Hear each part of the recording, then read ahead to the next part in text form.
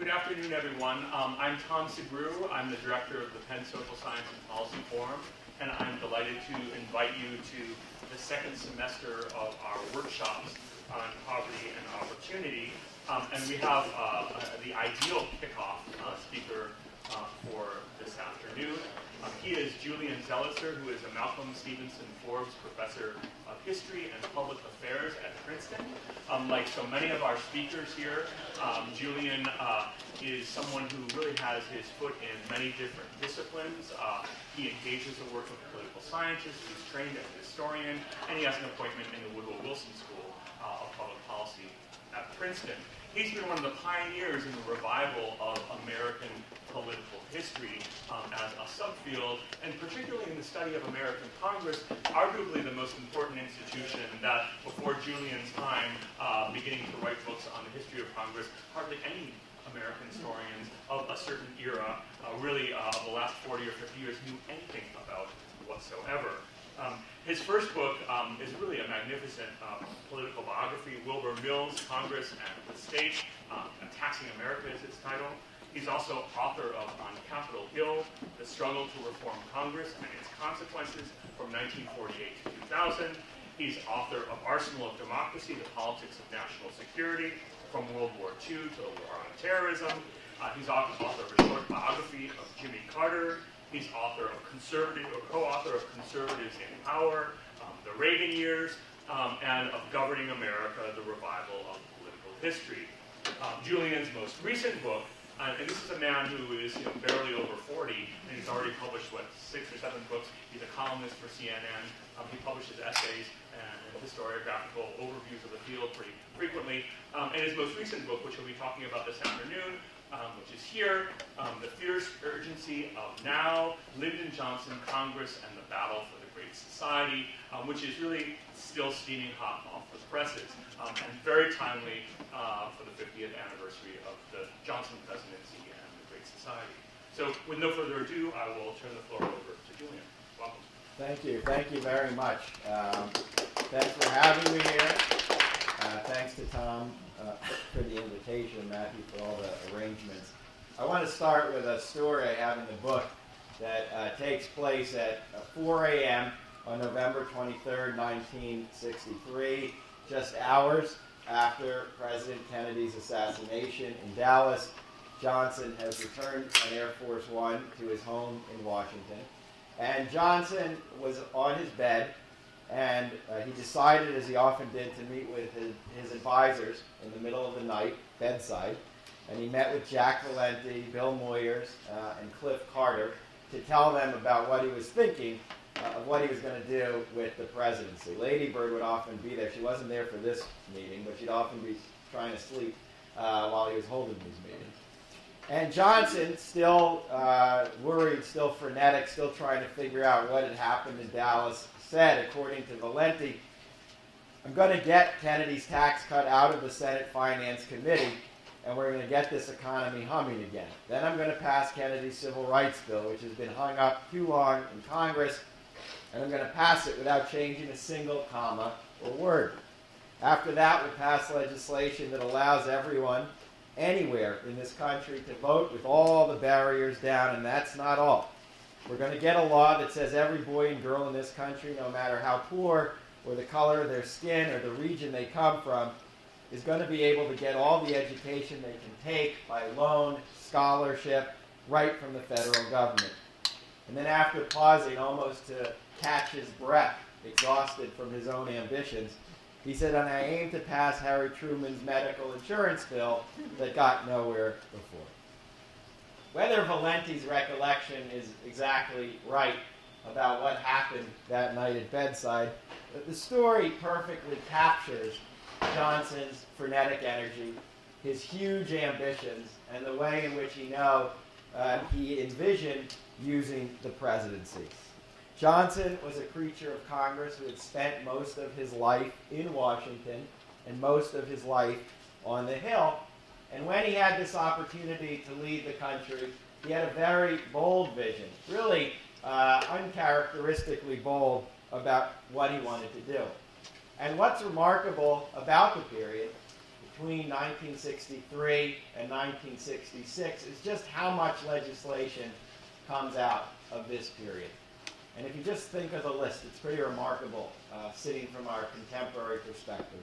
You have Medicare and Medicaid, civil rights and voting rights, the war on poverty, federal education assistance for elementary and secondary schools, higher education assistance, clean air and clean water legislation, Head Start, food stamps, funding for the arts, funding for public television. You have immigration reform. You even have smaller legislation like the safety caps that are on pill bottles so that children can't get in. All of this and more was part of the Great Society, as well as an open housing bill that I'll talk about a little later. But what's also remarkable is not just to see the huge list of big domestic legislation that passed in a very short period, it's how much of it lasted. And most of the Great Society endured through what we call the Age of Reagan, through several decades of conservative politics where there were systematic efforts to cut the size of government. And many of you will remember the story during President Obama's effort to pass the Affordable Care Act, a proposal which entailed cuts to Medicare for cost savings when Tea Party Republicans held up placards that said, "Get your government hands off my Medicare." And the placards were funny and hypocritical, but they also revealed in many ways how enduring the legislation and the policies from Lyndon Johnson's presidency have become, how they became ingrained in American society to the point where a conservative would defend a program from attack from a progressive liberal president. Many of the explanations about why this happened center really on two things. The first was that this was a liberal era in American politics. This is the last gasp of the era of Franklin Roosevelt. This is a period when the American public believed that government was a good thing and that government could be used to solve the social and economic problems of the period, and that political leaders generally reflected this sentiment. And real conservatism in Washington was still pretty much an aberration. And the second explanation has to do with Lyndon Johnson himself. And for many decades, Lyndon Johnson was treated as one of the worst presidents, until recently, in American history. And much of the writing on Lyndon Johnson focused on Vietnam, the way in which he devastated the nation, the way in which he devastated the Vietnamese, the way in which he devastated his own presidency. But in the past 6 or 7 years, for many reasons I can talk about later, there's been a revival of interest in Lyndon Johnson and his positive contributions. And part of that literature has kind of treated Lyndon Johnson almost as a mythological character, a president who could do what no other president was able or has been able to accomplish since. A magician, a tactician, a wizard of politics who knew exactly how to make the process work, how to twist arms, how to cajole and bully. And the iconic image of Lyndon Johnson, which you can see, I have a picture of it, there's many available on the web, was Lyndon Johnson giving people the treatment, which is where Lyndon Johnson, who was 6'4", whose weight would fluctuate up to 240 pounds, would physically hover over his opponents and his supporters, talking to them, lobbying them, threatening them, winning them over until they said yes to whatever he wanted to vote for. So part of the story has become that Johnson was able to steamroll Congress and get these bills that had been stuck through Capitol Hill.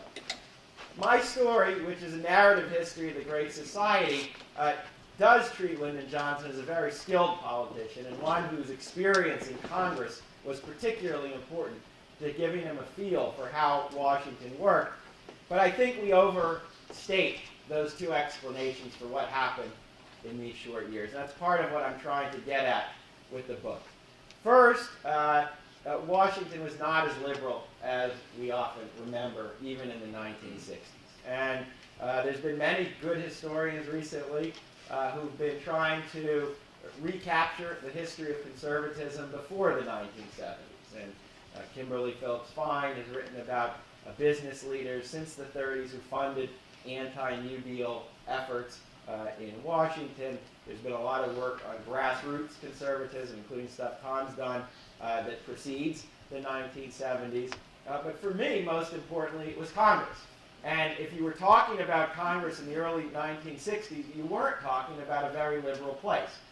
Conservatives dominated both the House and Senate. And in this period, there was a coalition of Southern Democrats who chaired most of the major committees of this time, and Midwestern Republicans who allied with them, both in committee and on the floor, to stop any legislation, civil rights or other, that came their way. They were a huge force in Washington, and their power, I think, has been often forgotten. As today we have a nostalgia, constantly looking for a period where things seem to work better. There were people like James Eastland, who was a senator from Mississippi, an ardent racist who in the 50s chaired a subcommittee that had jurisdiction over civil rights, who used to joke that he had special pockets put into his pants simply to bury all the civil rights bills that he wouldn't allow to come up for a vote. There was Howard Smith, who was the chairman of the House Rules Committee, a very powerful committee that determined what bills would even come up for a vote and what the rules would be, which was a way in which you could make things hard on a particular bill. He was a guy who was born on a plantation in Virginia who very much disagreed with everything liberals had to say. When Kennedy came to power, he warned to the press he will use any power he can get his hands on to stop Kennedy's agenda. He famously, in the 1950s, once pretended there was a fire on his barn back in Virginia so that he could skip out of town and stop a vote on a civil rights bill. And Sam Rayburn, who was the Speaker of the House back then, said he couldn't believe, he knew Howard Smith would do a lot to stop civil rights, but he never thought he would resort to arson. And this coalition was Congress. And if you read the literature on Congress, and I don't mean academic literature just, I mean newspapers, public books, and what politicians were saying, a lot of the talk was similar to today. Most of the talk in 1963 was about a dysfunctional Congress. The memorial issue of Life magazine, which comes out 1 month, for John F. Kennedy, which comes out 1 month after his death, has the feature story, The Lethargic Congress versus LBJ, wondering if LBJ, with all his skills, will be able to get anywhere with his legislative agenda. Joseph Clark, who's a liberal Democrat from Pennsylvania, publishes a book where he calls his colleagues the sapless branch of government. And political scientists spent a lot of time writing about what James McGregor Burns would call in '63 the deadlock of democracy that resulted from this coalition basically blocking all the initiatives that came from presidents. And the person who was most aware of the power of this coalition and who was also most aware of the limits of presidential power was Lyndon Johnson. And this was something I really came to appreciate in the book. As I wrote it, as I learned more about him, as I studied him and listened to him. Because he was a creature of Congress, because he had spent so much time on the Hill, he wasn't simply emboldened to do anything he wanted. He was very sensitive to the limits of what he was going to be able to do now that he was in the White House if Congress was not on his side, if Congress was going to push back. One of the lines I have of Lyndon Johnson, he said, "Power, the only power I've got is nuclear, and I can't even use that."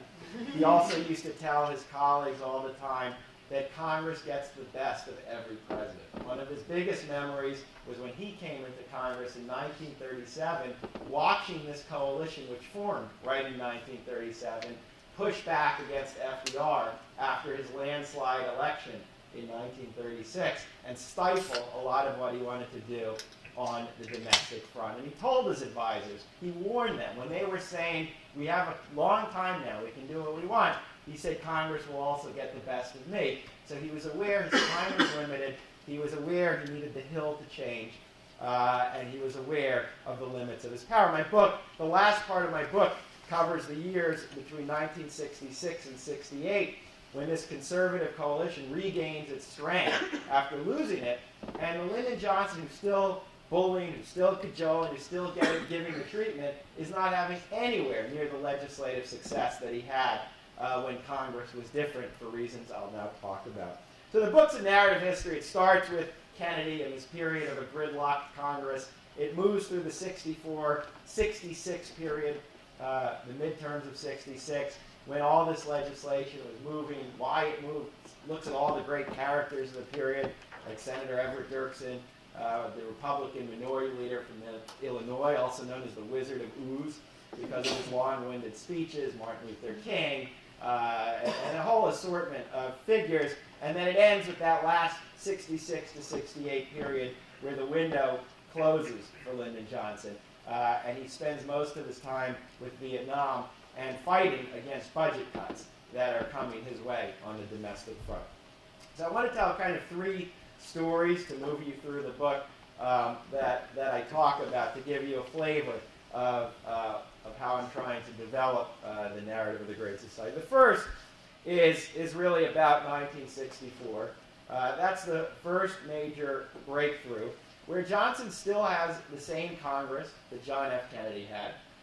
Johnson in 1964 is still very leery of doing anything very grand. His major focus, the major breakthrough that he wants on something controversial, much more than the war on poverty, is the Civil Rights Act of '64, which Kennedy finally sent to Congress after Birmingham in '63, which was still in the House of Representatives and which had a future that was uncertain. Would it survive the Senate filibuster?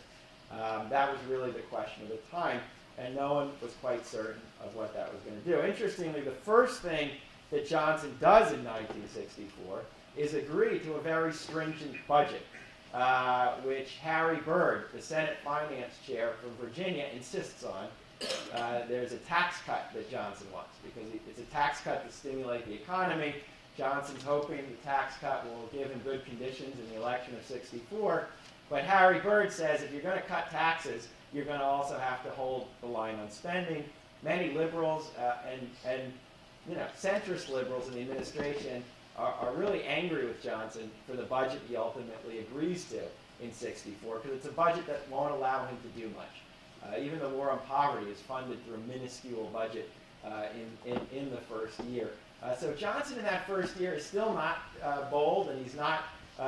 He understands these committee leaders have a lot of sway over him. The biggest breakthrough will come with the Civil Rights Act of '64, which passes right before the election. It is a landmark legislation, and this part of the book really puts more weight on the importance of the civil rights movement in various ways to moving the bill through the Senate. Johnson needed that movement from what it did in Washington to what it did at the grassroots to break the Southern filibuster. It was quite simple. It wasn't simply procedural tricks that Johnson knew that nobody else knew. It wasn't simply him leaning on Everett Dirksen. The movement created unbearable pressure in '64 and helped counteract the tactics of the Southern Democrats who were trying to talk the bill to death.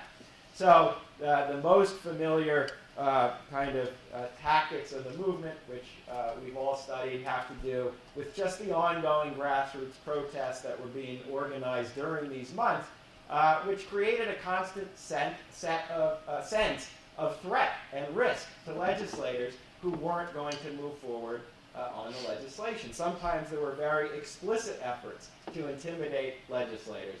The movement through King is always trying to hold some kind of marches in Chicago, which is in the home state of Everett Dirksen, the Republican senator whose support they need to end the Southern filibuster. At one point, movement leaders are threatening to set up shop around Dirksen's home in Illinois, just to bring the media spotlight to the fact he's not helping to end the filibuster.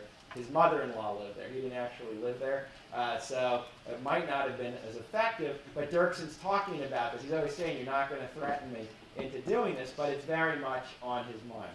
The movement was also important, and this is what I want to talk about, not as known, is the role of religious leaders tied to the civil rights movement. So part of the strategy in the spring of '64, in April and May, to end the filibuster was they needed enough Republican votes to counteract the Southerners who weren't going to vote for the bill. You needed 66 votes to end the filibuster back then.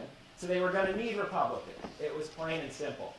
So in a lot of these Midwestern states, like Illinois or Wisconsin, African-American protesters still only had limited sway because a lot of the population was white, a lot of the population was rural, and it was going to take more to turn these legislators in favor of the bill. So religious leaders tied to the movement, white religious leaders, really became a huge presence in the battle against the civil rights filibuster in the spring of 1964. Hubert Humphrey says, just wait until senators start hearing from the church people. He goes, that's going to be the secret of passing the civil rights bill, the religious groups. And religious organizations are quite important. So national religious associations who support the bill actually coordinate with local preachers in Midwestern states to deliver certain messages during their sermons on the weekend in favor of having a vote on civil rights. They ask congregants in their churches to write their members, their senators, and their representatives to get this bill through.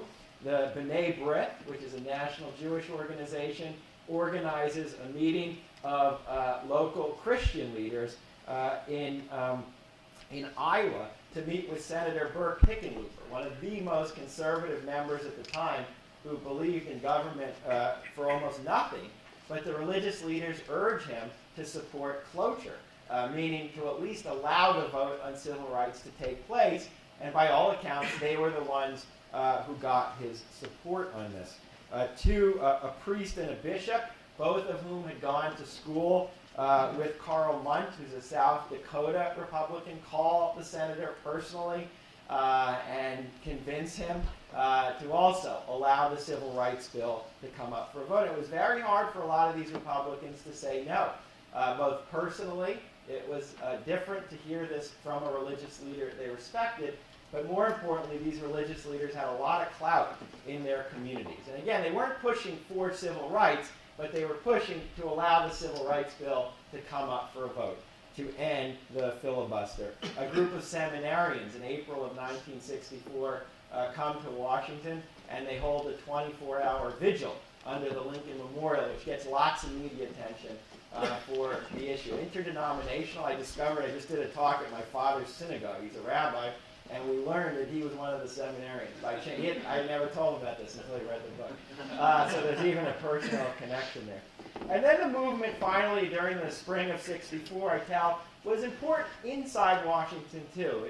In a way I think we often forget. The civil rights movement wasn't simply about grassroots politics in this period. It was about Washington lobby politics. And leaders of the Leadership Conference on Civil Rights, for example, which was the umbrella group of civil rights organizations, were really more mobilized and organized to take on the Southerners and try to wear them down and prevent the kinds of tricks they had often used to stop civil rights legislation. They had a lobbyist named Clarence Mitchell, who was one of the most effective people in Washington during this period. And one of the stories I have takes place on April 13th, in the middle of the filibuster. It's a small story, it's an interesting one, but it's also revealing. It's opening day of the Washington Senators season, and they're playing Los Angeles, and Lyndon Johnson is at the game to throw out the first pitch. He does that, then he goes to sit in the stands. He's surrounded by most of the biggest members of Congress, both in the House and the Senate, and then in between the third and fourth inning, all of a sudden, the speaker comes on, but instead of saying something about the game, the announcer says all senators are required to immediately return to the chamber. And all the senators knew what that meant. It meant that the Southerners had called for a quorum call, meaning there needed to be 51 members present in the Senate or the legislative day came to an end. That was significant because it would allow the Southerners to rest. It would allow them to replenish their strength before speaking again. So Northerners always had to go back for these because they wanted the day to keep going. They wanted to wear the Southerners down. So the announcer says this, Hubert Humphrey gets up, he's furious, he's waving his hands, and he instantly walks out, as do all the other senators, the only one who doesn't is Richard Russell, who's the senator from Georgia who's leading the filibuster, who sits there quite content next to Johnson because he had done this simply to get under their skin. The thing is, they leave the stadium, and there was a row of limousines there waiting for them that the Leadership Conference on Civil Rights had put into place in case something like this happened. The cars quickly drive all the senators back to the Hill and make it in 9 minutes. Humphrey bursts in, and they have the quorum call, and the day continues. That's a very small example and a colorful story, but it captures the kind of organization that civil rights leaders employed to counteract the Southerners. Second story is the second period of the book. That's between 1964 November and 1966. And I'm going to come back to the guy who wrote my first book about in a second, Wilbur Mills, because he's very significant in the story. The second part of the book takes place in the shadows of the election of '64. It's something it's very obvious and something that was very important at the time, but we often downplay in our history of the period. The election of '64 created overwhelming, huge liberal majorities in the House and Senate. 295 Democrats in the House, 68 Democrats in the Senate, meaning that's filibuster-proof at the time. And just as important, the internal composition of the Democrats shifts to the liberals. So the Southern conservatives are diminished significantly in number as a result of the election. So after the election, liberals control both the House and the Senate, and most Republicans on Capitol Hill are terrified of looking like Barry Goldwater, the Republican from Arizona, senator from Arizona, who ran against Johnson in '64. He ran as a right-wing conservative. He ran defending conservative ideas, and he was decimated. So many Republicans on the Hill quickly read the results and say they're going to have to negotiate and they're going to have to stand for something. Otherwise, they're not going to be able to resurrect their party. And on specific issues like Medicare, many Republicans say it was Goldwater's opposition to that program which helped to do him in. So coming out of the '64 election, Johnson had the kind of Congress any president would dream of.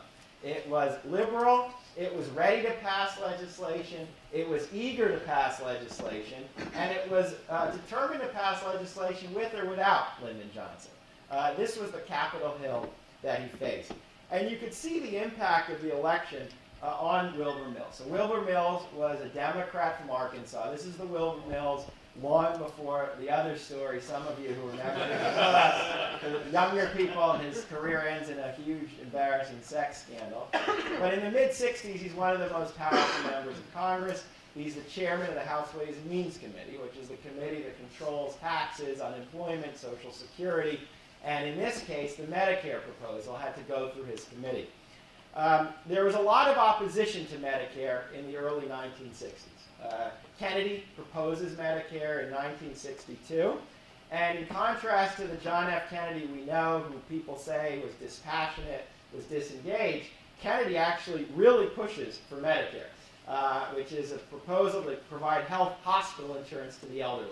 He has a big televised rally in Madison Square Garden with over 17,000 people and really urges citizens to write their members. He has his staff lobby for this bill. He really mobilizes a campaign working with organized labor to get this going. But the opposition was really, really fierce before 1964. The AMA conducted a campaign against Medicare, which makes the campaign against President Obama's health care proposal look tame. They tagged it as socialized medicine and continually issued warnings that this was a version of socialism trying to be introduced into American politics. Ronald Reagan records a record in the early 1960s in which he warns that Medicare was the opening door to socialism. Everyone felt good about providing health care to the elderly. And the next thing you know, the government will take everything over, and the wives of doctors would organize coffee clashes around the country where they'd have some coffee, talk about this bill, and play Reagan's record. The AMA, I found, even would send flyers to the offices of physicians for patients who were leaving their appointments with doctors. They'd pick up the flyers and they'd read that, you know, if Medicare passes, your next appointment's going to be with a bureaucrat, not with the doctor you just saw. So it's very intense, most expensive lobbying campaign in history of any program until that point. And the opposition had the support of this coalition that I've been talking about, including Wilbur Mills. So when Kennedy proposed the bill, Mills would say it doesn't have enough support for a vote. I don't support it, and it just didn't come up for a vote. In 1964, even after Kennedy's death, even after all the positive sentiment about fulfilling Kennedy's agenda, and Johnson really gearing up on this bill, which he thought could be a landmark bill, a group of senators tries to attach Medicare as an amendment to a bill in the Senate and then get it through that way, but Mills kills it. In 1964, he totally kills the proposal for Medicare. When the year ends, many officials in the Johnson administration are not optimistic that Medicare is going to pass. But the election changes everything. After the election, Mills can clearly read the writing on the wall. Most of the new Democrats who came into Congress are people who ran explicitly campaigns where they promised to pass Medicare. As I said, some of Johnson's most blistering ads had focused on Barry Goldwater's opposition to Medicare, and Mills and many Republicans were aware of the impact of those ads. After the election of '64, because the majorities were so big, the Democrats actually changed the ratio of Republicans to Democrats on every committee, meaning putting more Democrats on the committee, including the Ways and Means, where they put 2 pro-Medicare members on the committee who were going to vote for this with or without Wilbur Mills. The point is, after the election, Wilbur Mills saw he was going to lose.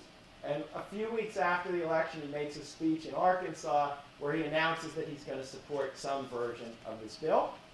Come January 1965 and February of 1965, he is now pushing for the administration's bill, and Republicans offer their own version of Medicare, so they don't get caught just saying no.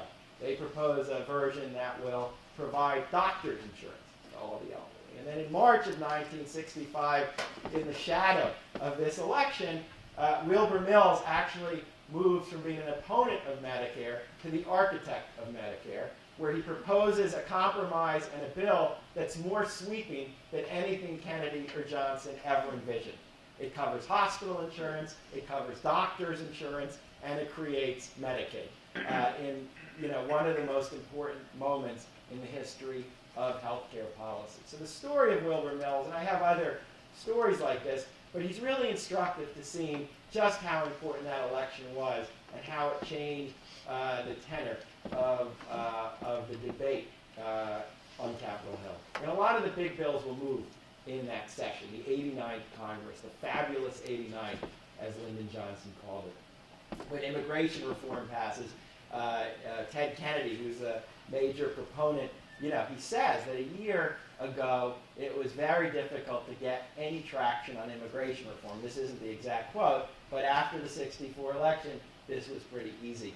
I can talk later in Q&A about voting rights, which I know is on many people's mind, but in February of 1965, before the marches take place in Selma, the administration has already basically drafted the outlines of a bill, and Nicholas Katzenbach, the Attorney General, is conducting negotiations with Everett Dirksen in Dirksen's office. They always took place there, so Dirksen got credit. They sat around a big conference table like this, and they had a little bar where they would drink bourbon, and Dirksen would get progressively inebriated as the discussions went on. But in February and early March, they basically reach a framework for a bill before the bill had even been proposed. And Senator Dirksen in early March is already saying publicly that he supports voting rights and saying there's not going to really be a filibuster against civil rights. He said there'll be some talk, but it won't be effective. The point was Dirksen, too, even understood on this issue, because of how Congress had changed, this was going to pass, voting rights. It was about the when, not the if. But on that case, too, I could talk more about. You can see on almost every issue how the whole atmosphere changed. The final part of the book, I'll tell the story that Tom's actually written a lot of good stuff about the open housing, fair housing bill. And this takes place during the final period of the book, 1966 to 1968. And this is the period where Lyndon Johnson no longer is the same Lyndon Johnson in Washington. And so early in 1966, Johnson wants to move forward on what he sees as the third leg of his civil rights agenda. You can move my stuff if they're in the way. Sorry, that's my bad. Anyway, and it's a fair housing bill to end discrimination in the sale or rental of housing. King is already mobilized to bring attention to this issue in early 1966. He moves to Chicago and takes up residence in an apartment to try to bring attention to this. He'll later say the reaction that he gets to civil rights in the North is worse than a lot of what he saw in the South. But Johnson's committed to open housing. He really believes this is going to be an important way to completing or moving forward on what he's been doing on civil rights. And he sends the bill to Congress. The Fair Housing Bill creates a huge storm in Congress in 1966. Many members of Congress are now thinking not about 1964, they're thinking about the 1966 midterms. And they're anticipating that the liberals are going to lose strength. The Democrats are not going to do as well because midterms traditionally go poorly for the party of the president. And after a landslide like 1964, it's usually inevitable that the majority is going to shrink. So many Democrats are very worried about this open housing bill when it comes to them. And many Republicans, including Everett Dirksen, are not as willing to compromise anymore. They're more openly critical of the bill, giving no indication they're willing to make a deal. Jerry Ford, the House Minority Leader, is very hostile to this idea. And the backlash against the bill in '66 is pretty fierce. The real estate lobby conducts a big national blitz, warning people that their main form of property is being threatened. Many liberal Democrats, generally liberal Democrats from places like Chicago, tell the administration there's just no way they can vote for this bill because they're hearing from their constituents that there will be payback if they vote yes on this. And you can see the effects going into the midterm election. The bill will stall. It won't make it through Congress in '66. And in certain places, it has a very tangible effect on the midterms. In Illinois, Paul Douglas, who is one of the liberal icons of the period, he's one of these liberal Democrats who had been pushing for everything that became part of the Great Society since the 1950s. He sees in the electorate what's about to happen to him. And he blames the housing bill, which he supports in principle, but he blames the kind of reaction that's happening on this proposal. There's a conversation in October where Johnson calls him and asks him if he should come to the state and says, I'll come, I'll help drive up your support. And Douglas is very clear, you shouldn't come. It's not going to help me to have you here. And it's not going to help you to come here, and specifically talks about the kind of anger that's emerged in Democratic constituencies because of this bill. Douglas loses to Charles Percy, who is a business person, very charismatic and good-looking, who one reporter says looks as if he's been cast by Hollywood for the role of senator, who's a moderate on civil rights, actually, and will support fair housing, but he capitalizes on this backlash that develops. There's other issues in the 1966 midterms. Vietnam, not from the left, but he's getting attacked from the right. Republicans are saying that Johnson is not willing to be aggressive enough in Vietnam. He's not willing to use enough firepower against the North Vietnamese. And in the 66 midterms, another big issue is austerity. And the warning that the deficits are starting to rise, and soon we're going to have an inflationary economy, and people are going to be suffering because of the deficits that are resulting from Johnson's spending. The midterms go well. Republicans gain 47 seats in the House. Democrats retain control of Congress, but that balance between the conservative coalition and the liberals shifts back to where it was before the '64 election, and the conservatives have power again on Capitol Hill. The housing bill is sent again. It's taken up again in Congress in 1967. One Republican senator from Maryland offers a compromise where it covers less of the housing stock than originally was envisioned. It starts to create all kinds of exemptions to cut down what's covered. But the bill doesn't go very far. 67, Lyndon Johnson doesn't have much time to focus on new domestic initiatives. Most of the year revolves around Vietnam, and it revolves around a request he makes from Congress to increase taxes through a tax surcharge, because as economist advisors are saying, we need more money to pay for Vietnam, and we need some kind of tax increase, or as the conservatives say, we will be in an inflationary period because of all we're spending.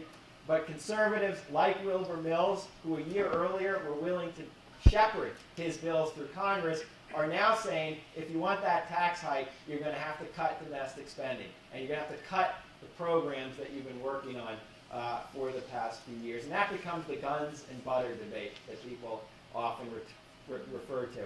The housing bill will finally pass in 1968.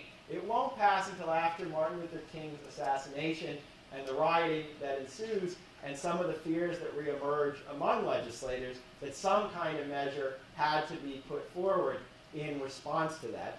But the final bill that passes is not what originally was envisioned. And it's a kind of pale version of the original. It has no enforcement power. That's kind of the most important weakness. And a lot of the housing stock through the compromises had been diminished through all kinds of exemptions. It's important. It creates the principle of fair housing, but it's not what civil rights proponents had been hoping for 2 years earlier. It's not another Civil Rights Act of '64. It's not another Voting Rights Act. And it comes as the really sole measure at a time when Johnson's power is diminishing. There's a great conversation where during this period, one senator who's liberal is asking the president on the phone, can't you make more progress on your programs? Can't you do more to push back against these calls for spending cuts? And he says, you're the master of the Senate. Can't you get all these people to do what you want? And Johnson is furious. And he says, master of the Senate. I'm not the master of a damn thing. We can't make this Congress do one damn thing that I know of. No spending on anything, he says. And he says, I can't even get Democrats like Mike Mansfield, the majority leader, to stop criticizing me on Vietnam. So that's the story of the book. I cover many other people, many other issues, many other really important moments from this period. At its heart, it really is a narrative history. And it's really about all the figures, the leaders from outside Washington to in, who made this moment possible, and ultimately a story about how that window closed down for Lyndon Johnson, and also, though, about the lasting impact that the programs would have on American life. I do really treat Lyndon Johnson as a very good politician and a skillful politician, but I want to move beyond what many historians call the great man kind of theory of how politics works. Especially in how we talk about presidents. I do hope, although it's about the past, that there is some instructive element that can be gleaned, since we currently live in an age where many people feel that Washington is broken, and where the outlook for another moment, as we experienced in the mid-1960s, is so bleak. Thank you.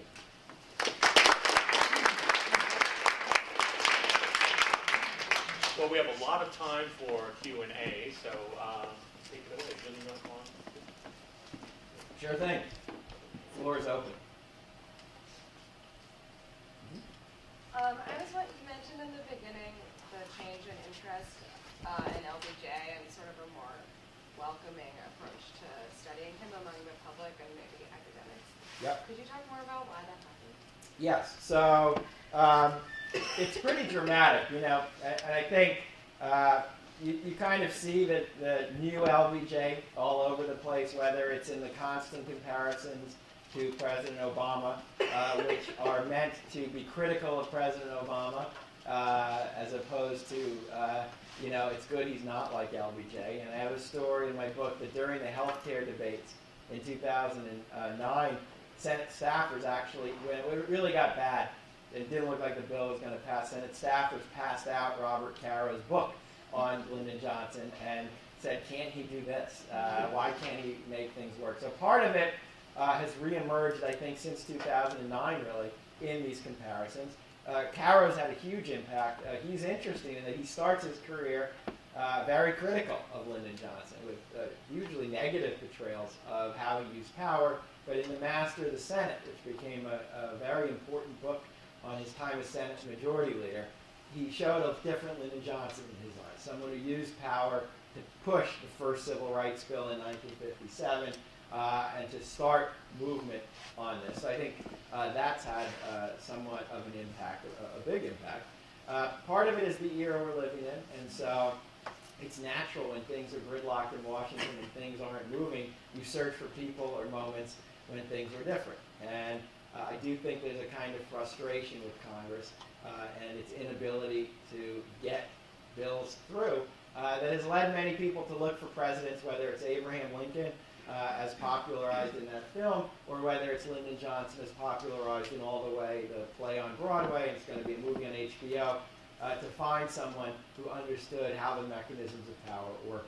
But it's natural in the era in which we live. Maureen Dowd's written a lot about this, to search for that. And it's an easier solution in some ways to find that there are people who just can get through these than really try to understand structurally what was going on or what is going on in a given period on the Hill. So I think all of that combined, Vietnam still, and there's also been an effort, I must say, by Johnson's supporters, people who worked for him, people tied to him, and I don't mean this in a negative light, to say it was more than Vietnam, and that Vietnam was a mistake, it was a huge error, it does shape his legacy, but we also have to remember this really important set of domestic bills that came through. And this gets tied to the movie debate, but I do think that's part of also what's gone on. So there's been more effort to highlight that either through the Johnson Library or through op-eds and writing. And all of this came together, and it's given us a very different image for many Americans of who he is. How important was Lady Bird Johnson's decision to release the White House tapes long before they originally should have been displayed? The tapes are really important. I mean, they work in all ways, the tapes. What they did at a basic level is to, I think they have helped create an interest in his presidency because the tapes have made it beyond the archives and beyond historians. They're often played on the radio. They've even been played on television. There's very little comparable to get you into the inner workings of what happens in the White House. And I do think in terms of the first question, you know, if you just hear him speak, he's very, I mean, he is as captivating as he said to be. It gives you a feel for what politics is about and the ways in which he tried to get his bills through. But ultimately, he becomes a more engaging character, a more real character than simply the guy who did Vietnam. So I think the tapes were quite important, but they're not all positive. You know, a lot of the tapes revolve around Vietnam. Some of the most haunting tapes are about the worst tapes to listen to, which have been popularized and played in the mainstream. These conversations with Richard Russell, who's Johnson's mentor in the Senate, conservative hawk. Again, I said earlier, he heads the civil rights movement. This conversation in May 27th, 1964, where they're talking about Vietnam. And, you know, Johnson says, you know, I have hell in Vietnam. I don't know what I'm going to do with this. It's still, the war isn't big. And what's amazing is Russell's basically listing all the problems with expanding this war. It's not a war that's worthwhile. It's not a war that's essential. It's a war that's going to get bigger and bigger.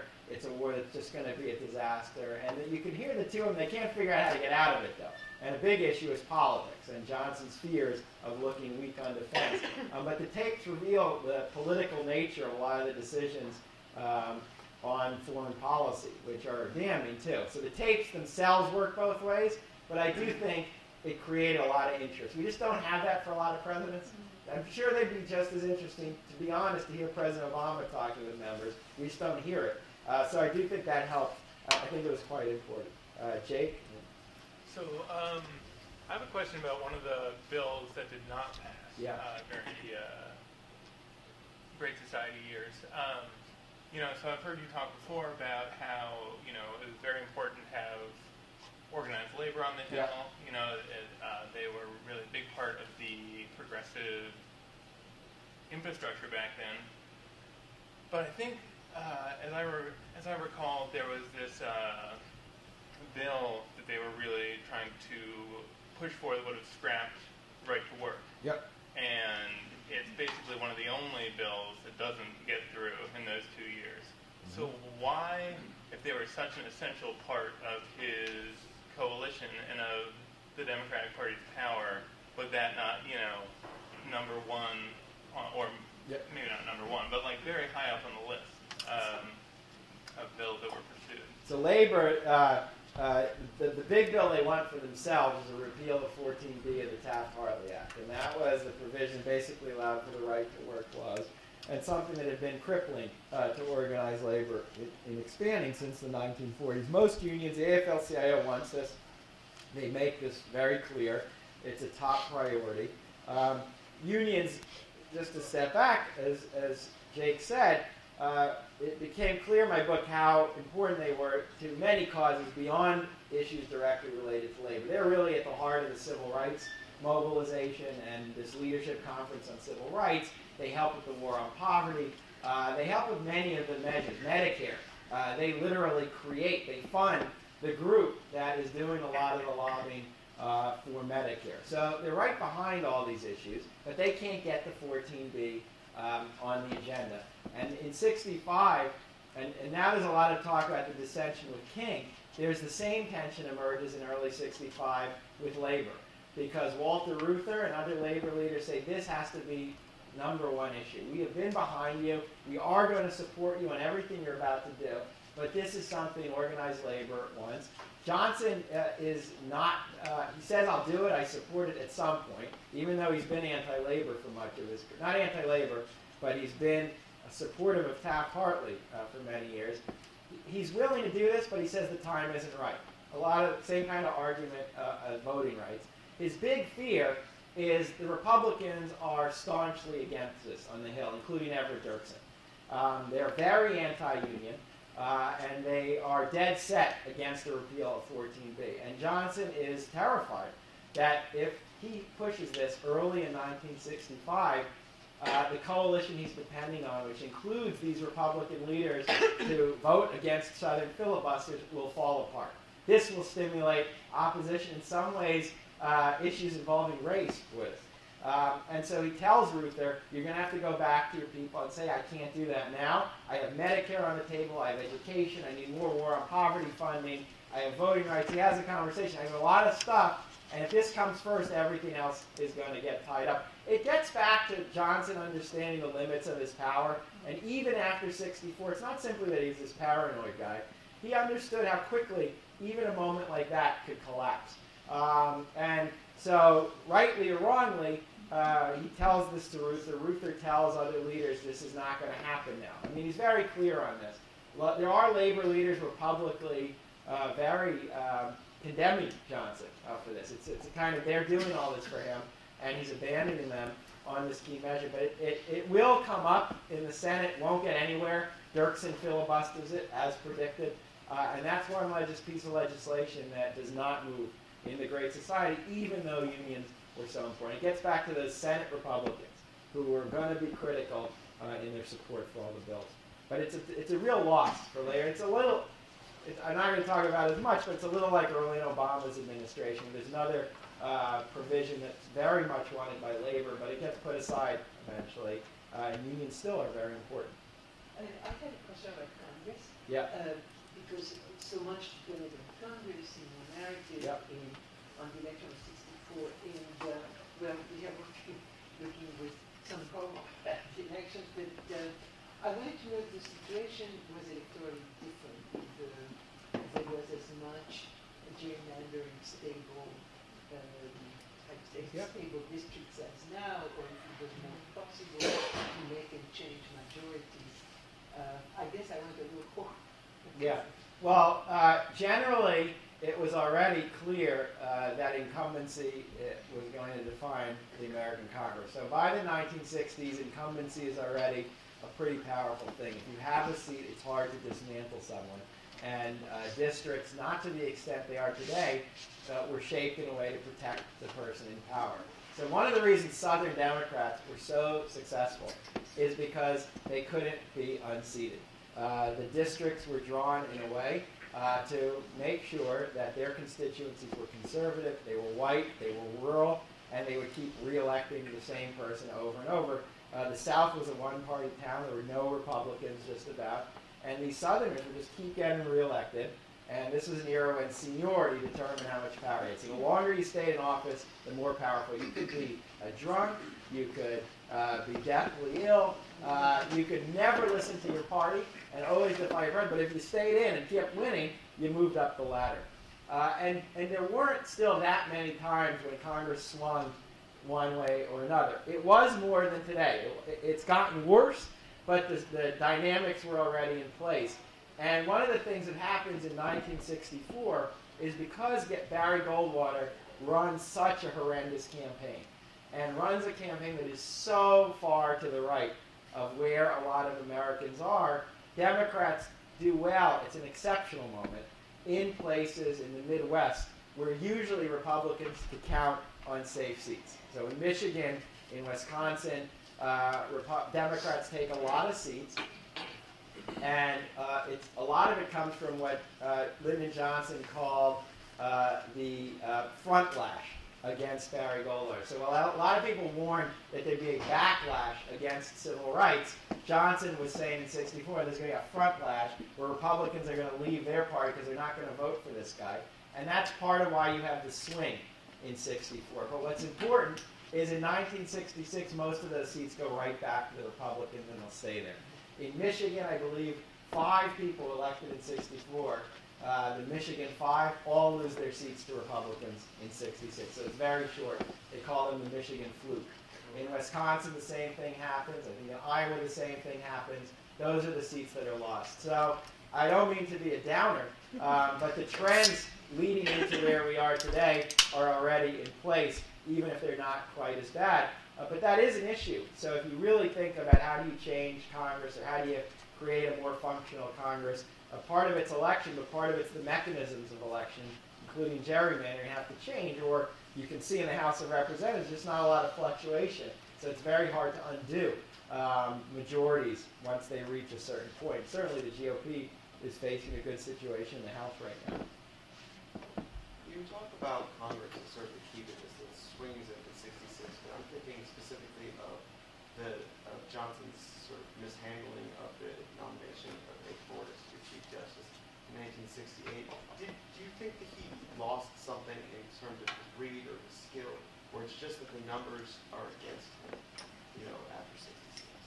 They're both. I do think the numbers are against him. I think that is the basic story from Fordist to the budget issues to Vietnam. That's really the dynamic that shapes the period. Sometimes his instincts were still pretty good. Sometimes his instincts were off. Part of it is he's literally getting worn down from these years. So they're connected.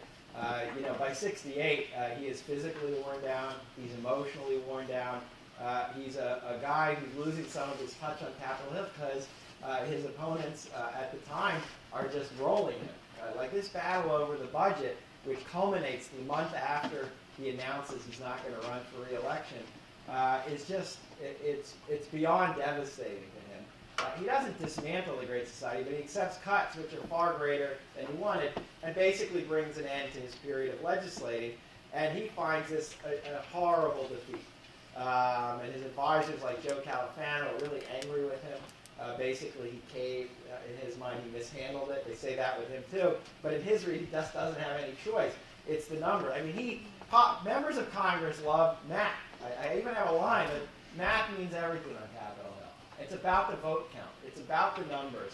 And it's very hard in certain cases to get beyond that. That's why the majority, the whips in Congress, which is the position that Kevin Spacey originally has in House of Cards, they're actually powerful people. They're the ones in charge of whipping up the vote, counting the vote, making sure you don't get it wrong. And by the time the Fordist decision comes around, there's still things Johnson can do, and I don't mean to say nothing happens. That's not, it's a more complex tale, but he's falling apart. And he's losing again and again because the math doesn't favor him anymore. And he knows this. He is a former Senate Majority Leader. understands this. And Vietnam also, by 67 and 68, is just consuming his energy and his attention. And again, what was striking to me, which I didn't totally expect, was how much of this was about the right and conservatives on Vietnam, not the left yet. You know, Johnson doesn't take the left and the anti-war protests that seriously. That became clear. He's aware of them. He knows it's a problem for the Democrats. But there's one conversation I found in 65, right when the protests start, the first teach-in started, and someone's asking, I think it was George Ball's telling him about it, I might get this wrong, and he says, forgive my language, it's Lyndon Johnson. He says something like, I don't care what those little shits on the campuses do. You know, the real beast in this country is the reactionary right. And Johnson, I understand Lyndon Johnson. What you have to understand is a lot of how he thought about politics was shaped in both the late 30s, when FDR, after a big landslide, faces this really intense backlash that Ira Katznelson's written about and James Patterson's written about, and then the 1952 election, always talking about this. That's when Republicans won the White House. Eisenhower beats Stevenson. Harry Truman decides he's not going to run for re-election. And they take control of Congress, only for 2 years. And the issues involve Korea, the stalemate in Korea, and anti-communism. Those are big issues in that campaign. Democrats are weak. And so Johnson's always worried that's going to happen. He believes that to be a liberal Democrat and succeed, you have to be tough on defense. So in 67 and 68, what's really getting him, what's really wearing him down, are the Republicans saying, this guy is weak on defense, he doesn't know how to fight a war, he's actually losing the war. It won't be until 68 the convention when he fully grasps just what had happened within the Democratic Party from the left as well.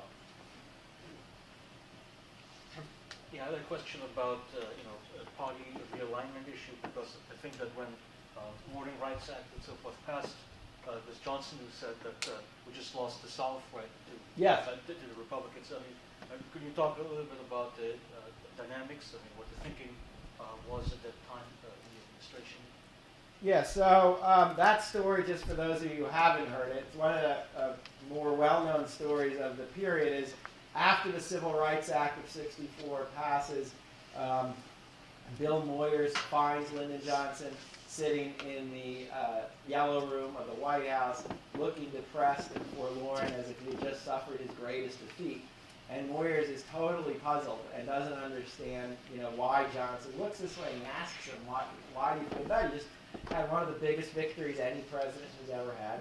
And Johnson says, and this isn't the exact quote, but I just gave away the South to the Republican Party for decades to come. That's a great story. What it really captures, in my mind, is both the realignment that will take place, of course. We look in hindsight and say he saw what was coming as Southerners became Republican. But also, Johnson always understood that great policy victories don't always come with political success. They cost. They often can be incredibly costly. And he knew that early on. He could eat away at his own coalition, not through the bad decisions he made, but some of his success. He always knew with any issue involving race, it would undercut some of the base of his party. Some of the bills, civil rights, voting rights, clearly are part of the story of the South becoming Republican. The backlash that will take place there, part of it is about race, and part of it will result in the reconfiguration of the parties in a way that we currently live with. But it takes a while. It's important to remember the South still remains Democratic, certainly for Congress. It's really not till the 1980s and 90s that you see the full realignment take place. It doesn't have the immediate impact. There's some deep South states that go for Goldwater because of this, but much of the South doesn't. And the bill has also bolstered the success of the Democrats in many places. The coastal states, they become stronger. African American votes in the South and elsewhere will be very loyal to the Democratic Party because of this. And even as you see in 64, some places in the Midwest become more sympathetic, at least, to some of what the Democrats are doing. So there's benefits and costs from that bill. It plays both ways. King, in a great conversation in 1965 that everyone's been talking about lately, where they're talking about voting rights, King is so smart politically. It's really amazing. He is not just an organizer and an orator, but he's a great strategist. And the first thing he tells Johnson is just think about all the African American votes. You're passing all these bills, and if we increase voting for African Americans, these votes in southern states are going to go toward us. We're actually going to strengthen our base in the southern region, not weaken it because of this. Johnson doesn't go for it initially, but he's aware of that. He's very aware of that. Even with that Bill Moyer story, he also knows gains will come. But in the long term, past his presidency, I do think it was part of the realignment that eventually took place, both in where Democrats become strong and where they'll lose their base to the Republican Party. Yeah. Just two questions. It's been quite striking to hear all this talk about women Johnson is this great congressional strategist and insider, and that kind of being key to him getting things done as a president, because it almost seems like it's a requirement now for presidential candidates to position themselves as being these political outsiders or Washington outsiders. So I'm wondering if you could talk a little bit about the role in shifting public opinion and how that affects presidential nominations. And the other question I had is, in kind of in a similar vein, I wonder if you could also talk a little bit about how kind of pathways to power within the Congress have changed since the time of Johnson. So the first one's great, and so I wrote this other book on Jimmy Carter, and I kept thinking about that because his campaign in '76 really is, you can argue, the start of the outsider strategy, where this becomes really important in selling yourself in the primaries, and the notion that you've been in Washington for a long time, or you have a deep resume in Washington, is not something you really want to boast about very often. It's not something that gets you very far. And Carter in '76 beats all these big Democrats in the Democratic primaries, all of whom had tons of experience. Birch Bayh, Henry Scoop Jackson, because the appeal was someone post-Watergate who was outside the system, who was anti-politics, who was not touting the fact he had been in Congress for a long time. I think in some ways it's not a perfect model, but it sticks, and it's been very important. This is still different. It's very different from this earlier period when I think there was more space for nominating people. Not all the time. Eisenhower didn't have any experience in politics, but still, I do think there's electoral respect for people who had this long period in Washington, long ties, deep experience, who would have a good understanding of how this worked. I mean, why it happened is a million reasons. Certainly Watergate looms largest among them, and why this would be appealing. The way primaries works, where they're really focused on winning over media attention rather than winning over party insiders, leads to a different kind of message, where selling your deep-rooted party affiliation and experience isn't as exciting as just being a colorful and exciting character, person, and focusing on who you are and your biography. I think there are people who think that was a loss, and Johnson's greatest asset, as I kept saying, is just he understood exactly how the city worked, and that included the limits of power that he would have, and when to use it, when not to use it. He had very good relationships with members of the Hill. They knew each other. They'd been friends. That is true. They didn't always, that didn't mean they voted the same way. That's a nostalgia we have. But when the time was right, he knew what might make someone tick. And it worked the other way. Members of Congress knew how to get him to do stuff done when the time was right. They knew how to push him, too. The treatment worked both ways. A lot of pictures of the treatment, you instantly look at Johnson, but what was remarkable is you look at a lot of the pictures, the legislator isn't always so scared. I have a picture here, a famous one with Richard Russell, where I really looked at, he doesn't look nervous at all as Johnson hovers over. He almost has a smirk on his face. But I think when these moments come, that experience had value both ways. But I think that's why it happens. And the second part on the congressional system, it changes very much. I wrote a book, my second book was called On Capitol Hill. It's all about American politics in the 1970s and the changes in Congress. And part of what happens, I also have, if anyone's interested, I'll plug it. I have an article in the American Prospect this month. It's about something called the Democratic Study Group, which was a group of liberals who were big in this book.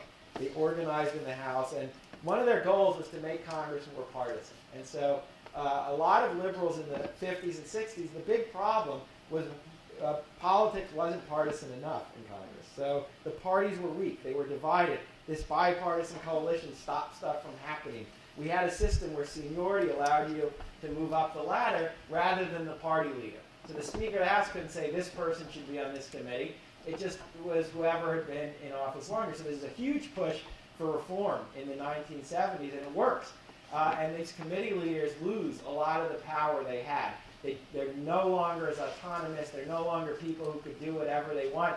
They're much more beholden to the caucus, meaning the Democrats as a group. In 1975, the Democrats literally unseat 4 major committee leaders, saying, you're not voting for what we want. These are the Watergate babies, so you're out of power. And the party leaders, it becomes much more centralized in Washington. So it becomes more partisan. The party leaders have more power. The parties are less fragmented. And then within the parties, because of electoral changes, each party is much more on the same page. There's fewer divisions within the party. And so kind of moving up in power today involves being very partisan, being loyal to the party, getting money from party leaders and interest groups that are connected to the party leadership. And so the power structure changed totally. And I think some of this had unintended consequences for sure. And liberals who pushed the reforms often were on the losing end, as conservatives used this new kind of Congress incredibly effectively, people like Newt Gingrich, to their own end. Julian, I want to follow up on that question, the second part of Erica's question on bipartisanship. Because the story you're telling about Lyndon Johnson and Congress could be read as instructive for the ways that we think about bipartisanship, which has become the panacea to many for the problems of Congress today. And you see simultaneously in your story bipartisanship being obstructive, but also bipartisanship allowing for the passage of key pieces of legislation, like the Civil Rights Act. And so I want you to think a little more about the implications of this history for the broader discussion of bipartisanship. Yeah, so the first part, it's true. So now we have this ongoing nostalgia that bipartisanship means things get done. And if we just had bipartisanship, if we just had the kind of cooperation we saw from Everett Dirksen on the civil rights bills, that you'd have better times in Washington. And the reality is, first, bipartisanship could be obstructionist, and it was obstructionist. And both parties can team up, members of both parties, to stop stuff, not just to do stuff. And so equating bipartisanship with legislative progress doesn't really kind of reflect what was going on in this period. It was a bipartisan coalition that was at the heart of congressional obstruction and incredibly effective. So that's the first, I think, implication when you study this and you study the Congress Kennedy faced, to see the other side of bipartisanship. The second part is on when there were moments of cooperation. And it is true and important to note that Johnson in 64 and 65 and 66 had cooperative opponents in the GOP. And without Everett Dirksen and the 20 to 25 Republicans he brought along to end the filibusters against civil rights bills, civil rights wouldn't have passed, period. Those votes were essential. And when the time was right, for a while, Dirksen was willing to really work with the administration, with the Senate Democrats, on getting a bill done. I mean, those moments I have in the book that take place in Dirksen's office are pretty remarkable when you look at it from today. It was really about working out the details, not the principle anymore, where the parties agreed. The thing was, that bipartisanship was not easy or automatic. So the cooperative bipartisanship wasn't just because Republicans and Democrats agreed on everything. Republicans opposed most of Lyndon Johnson's agenda. Most Republicans, they were against the war on poverty. They were against his education proposals. And even on civil rights and voting rights, it wasn't just that it emerged. There were Republicans like Jacob Javits, who were very liberal, the Northeasterners, more liberal than Democrats on a lot of this. But the big guns, the Dirksens, they had to be pressured into this moment. That's part of what I'm capturing in the book.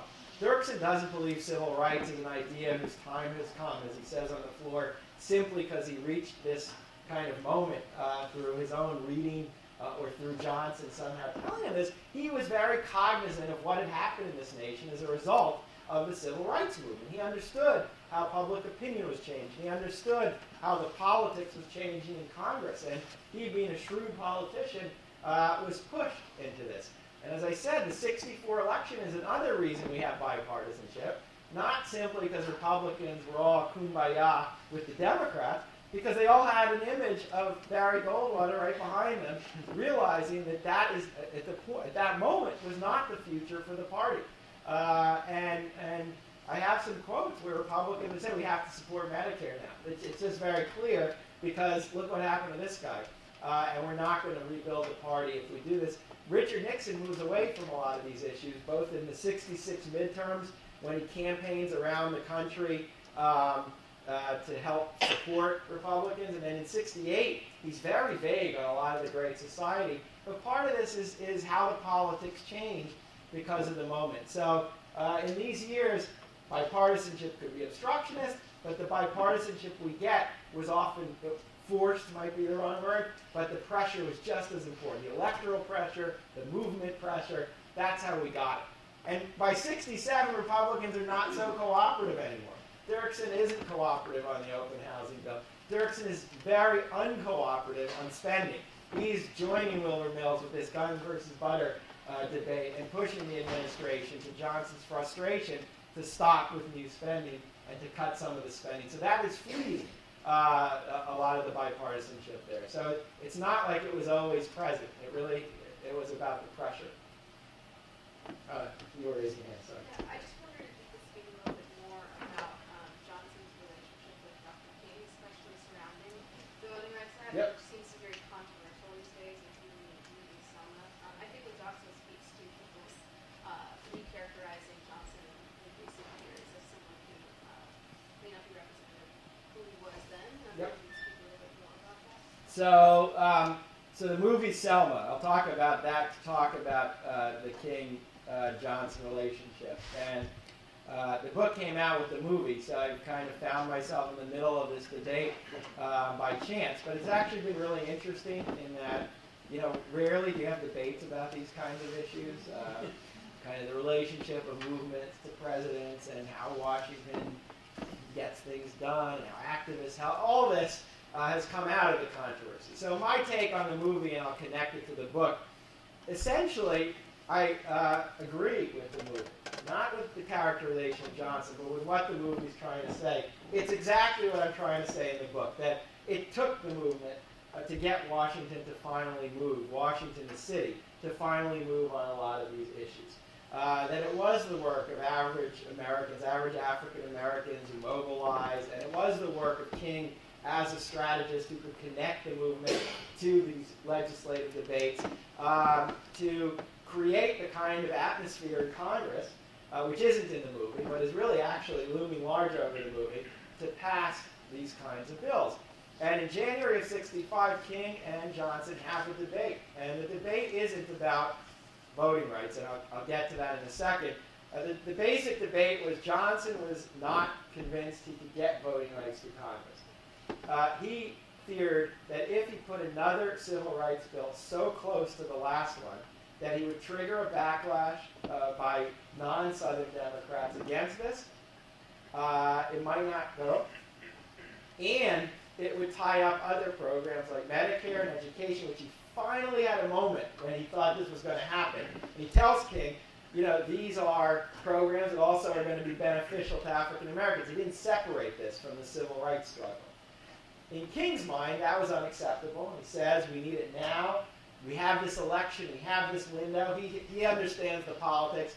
And for civil rights activists, the idea of waiting often meant that it wouldn't happen. That the longer you waited, the longer the moment faded. And very often that's how civil rights bills were killed. The fierce urgency is now. The title of my book comes from the speech King made in the Lincoln Memorial in '63, where he says, we've also come to this hallowed spot to remind America the fierce urgency of now. This is no time to engage in the luxury of cooling off or to take the tranquilizing drug of gradualism. Now is the time to make real the promises of democracy. And Johnson understood the fierce urgency of now, too, but for him, that meant right now he could get these other domestic programs through, and he was scared about what would happen. He came from that same fear that he had, that his power is much more limited than people were thinking. So they have a debate over timing. And Johnson says in the talk, you can hear it online, he says, I need your help, to King. I need you to go out there, I need you to expose what this means, why voting rights and how voting rights are being violated, so to create the atmosphere where we can get this thing through. King ultimately wins in this debate, because what Selma does is change the issue of timing to the point by mid-March, it's no longer a question that Johnson's going to have to send the bill. Members of Congress are saying, if you don't send it, we are going to just start floating something on our own. Nationally, there's a sense of crisis again. And Johnson and the White House agree. And so the movement actually puts this front and center and puts it up much earlier. So the long question, I'll still get to Johnson, is ultimately the movie is onto something very important about the politics of the period. In addition to really, for those of you who haven't seen it, captures kind of the organizing at a very real level that I've never seen before. Kind of the bravery of literally marching in front of police who are about to beat you. You know, even the poster is very haunting of King looking right ahead. But it captures that, the film. It gets Johnson wrong, and I've said this, and I really believe it. You know, there's no question in my mind that Lyndon Johnson is firmly in favor of voting rights. He wants a voting rights bill. Right after the election of '64, I mentioned earlier, Johnson instructs Katzenbach, who's going to be his Attorney General, he says in a phone conversation, draft me a bill that's going to be simple, it's going to be effective, and it's going to get people registered. In February of 1965, 1 month before Selma, Katzenbach, Dirksen, and Michael Mansfield, who's the Senate Majority Leader, Mike Mansfield, are meeting every day, and they're making a lot of progress on a bill. Johnson's behind us, so it's a question of timing. The movie portrays him as indifferent, I think. This is my take on the movie. Somewhat hostile. It emphasizes the story of King and the FBI tape, which actually happens under Kennedy. And if you didn't know the context of it, it's not a favorable portrayal. And why it's unfortunate isn't simply because it creates the debate over is the movie good or bad, when the movie really is about something else, but it actually misses this amazing relationship that emerges between a president and a social movement. In early 1965, they're really allies. I mean, it's very clear when you listen, each needed the other, and Johnson, because of his constraints and understanding of the power of Congress, he needs the movement in his mind to get this through. And King understands that Johnson is with them and that if he brings that to the table, meaning the pressure that's necessary, he's going to have a president ready to move. So I saw it as a cooperative relationship, a partnership really by that moment, that isn't it's the opposite in the film. I really get that. And that's my take on the movie and on the two of them. It breaks apart by 67 and 68 when King is more critical of Vietnam, when King is moving forward more aggressively on economic issues that Johnson doesn't feel he has any room to deal with in Congress. Not that he's against them, but he feels like that's just not going to fly. But at that moment in 65, I don't think the movie captures what had happened. But again, I say that couched in a movie I think is really, really important and very good. We have time, I think, for one more question. So, I don't know. How about back here? Yeah. Sure. So there's a huge conversation going on right now about the kind of liberal origins of mass incarceration and the carceral state that is really rooted in the Johnson crime control bills. Yep. How would you situate those within your reading of his other domestic policies? So that comes in the aftermath of the rioting. The rioting in Newark and Detroit is really important politically. It takes place in the summer of 1967, and it takes place at a moment when Congress has turned on Johnson, and when these conservatives have reestablished their power. So when Newark and Detroit happened, the conservatives on the Hill instantly used this as evidence as to why more domestic spending is dangerous, not just unnecessary, but it's having the wrong effects. There's a story I tell, which I didn't know about. Right before the riots happened, Johnson had sent a pretty small bill to Congress, and one most people thought would pass, to provide federal funds for rat extermination in the cities. because that's a big public health problem for children. And everyone thought it was going to cause much controversy. It was kind of a low-level bill, but because of the riots, all of a sudden conservatives pick up on this, and they call it the Civil Rights Act of 1967, and the bill is killed right after the riots. And it's a small story that shows how these started to play into the conservatism of the time. After the riots, the kind of demands for law and order and a stronger federal role for crime control are intensifying, and a lot of Republicans want something much more stringent than what Johnson ultimately will move forward. But this is a bill that does pass in these difficult years, but in part, it plays into the conservative arguments. It's a weaker version of what they want. It provides more funding for like community programs and policing programs, but it's still an effort by Johnson in '68 to show his support for this law and order demand. I think Johnson's complex, though, on this issue and its relationship to the violence that unfolds.